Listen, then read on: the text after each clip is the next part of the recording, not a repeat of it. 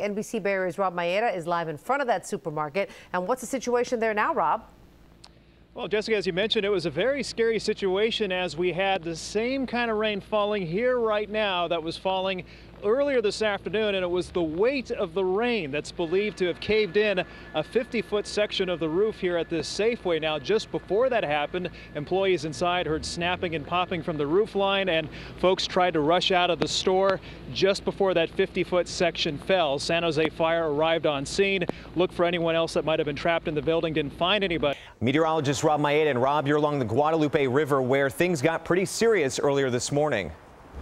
Yeah, Jeff, very interesting. You know, we've had this big dry spell, but as you mentioned, if those rainfall totals, a lot of that coming down in 3 hours time brought the Guadalupe River up fast and up at bank full at times today. As you take a closer look and we come down here, you can see the grasses here pushed down as that water level rose about 2 to 3 feet higher than it was right now. It got right up to where this rock is right here.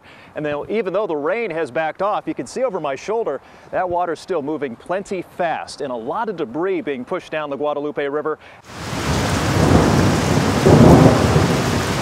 As soon as January last year came around, the rainfall essentially just turned off. This is how we got here. Not only have we had a shortage of rainfall over the duration of the rain year, but we've had essentially very little rainfall through even the latter half of last winter. An unfortunate turn in the weather parched the Golden State in a record-breaking series of dry months. What made this year worse was a weather pattern that mirrored the drought years of the 70s. An unusual phenomenon was taking shape. We had a large ridge of high pressure over the west coast, and that ridge of high pressure kind of prevented storm systems from making their way into the Bay Area. In those drought years of California in the late 70s, it's also important to note those were some of the coldest and snowiest years on record for the East Coast. So you can see nearly the exact same pattern back in the late 70s that we had this year. And what you see at a lot of these stream gauges around the area is that this just keeps getting lower and lower and lower. Kind of in above average conditions through this water year, but the last 2.5 have basically been way below average. And in lots of places, the total rainfall is essentially crept down lower and lower and lower. The impact on the Bay Area heading into the typically driest time of year will depend on your primary and secondary sources for water. It doesn't depend so much on where you are in the Bay Area as it does if you're getting supplemental supplies from State Water Project or Central Valley Project sources. Those areas are a little more resilient to the effects of the drought and the shortage than places fed strictly by local water sources, whether they're surface or groundwater. And the quality of that groundwater may begin to suffer as levels drop. Whether it's salts or nitrate or other things, it's a concern for agricultural users, it's a concern for drinking water. So what happens then if our drought were to extend into another year? Well, based on water reserves and anticipated demand for the coming year, the results for California could be quite dire. With this year's runoff, we'll have close to 18 million acre-feet of water available, of which an average of 11 million will be consumed from summer into fall.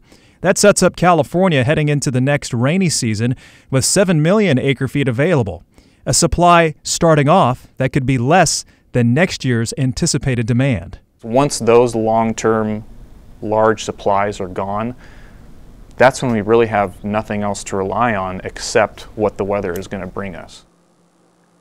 It really depended on where you were, and Rob, you've been talking about this all day long. It really depended on the kind of soil that you were on, whether you felt that jolt when you were close and or where you felt more of a roll. Yeah, and the experiences that we had around the Bay Area really depended on if you were perhaps to have a home or a place that was built on bedrock, or if you had sedimentary soil or some of the soft clays like we have in North San Pablo Bay, close to where that epicenter was. Again, the 6.0 earthquake earlier this morning, 3.6, the largest aftershock so far, the strongest shaking there in that corridor from Napa down into American Canyon, just west of Napa Airport. So the three things that we look for total damage from a 6.0 earthquake or any earthquake around the Bay Area: distance from the epicenter, how shallow it was, also from the focus up towards the surface, the types of structures involved. Again, that reinforced masonry in downtown Napa caused issues, but what's unique to the Bay Area is the varying soil types we see around the Bay Area, and specifically into wine country. You do have a lot of that sedimentary soil there right around the river's edge into Napa, downtown Napa, also around Vallejo, and notice out towards Sonoma. So some of the biggest impacts we saw today, the damage to those unreinforced buildings right there near the waterfront there along the Napa River. River in downtown Napa, also to the south around American Canyon down towards Vallejo. These areas in yellow and orange show you the types of soil that actually amplify that shaking motion. You see it too pretty close to Sonoma there off to the west, and certainly around that fill around San Francisco over towards Oakland. That is the issue. Now moving forward, we're still seeing about a 36% chance of a 5.0 aftershock or greater, but as we go through the week, we should see the frequency and intensity of these aftershocks decrease over the next 5 to 7 days. Back to you. Okay, thank you. Now, because of right here in our studio, Rob. Yeah, right now, Isel has weakened considerably compared to 24 hours ago. Winds of 60 miles per hour, moving more slowly off to the west at 11 miles per hour. And you see some of the wind speeds here. Jennifer Bjorklund up there, Honolulu near Waikiki, 41 mile per hour wind gusts. Winds in the 28 to 30 mile per hour range sustained around the Big Island. And really, you're talking about the Big Island bearing the brunt of the action for you right now. Crossing inland on the southern area, right near Volcanoes National Park there on the southern tip of the Big Island of Hawaii. And the rain projections based on the slowed forward speed of the storm, unfortunately, have gone up. The areas you see here in orange and yellow indicating in the next 10 hours or so we'll be picking up at least 12 to 15 inches of rain, which matches up with the space-based radar. The TRMM satellite, which went looking down on the eye wall and saw rain rates of up to 5 to 7 inches per hour, and that storm slowly tracking by. So the problem here, if Hilo, is all that rain will come rushing down those narrow canyons that feed out to the beaches there on the east side of the Big Island, which will lead to a lot of mudslides and flooding, rock slides probably on Highway 19, which leads you over to Hilo from the west side of the island. So the latest on Isel, this will track away from the Big Island very slowly today as a tropical storm. Next up would be Hurricane Julio, Category 3, significant storm, winds of 120 miles per hour, but that storm should track, we think, a little bit further to the north. While it's possible we could see tropical storm force winds in parts of the northern Hawaiian Islands, Kauai or Oahu, again, the main track of that stronger storm, this is the good news for now, looks to curve away from the Big Island, the rest of the Hawaiian Island chain. Back to you.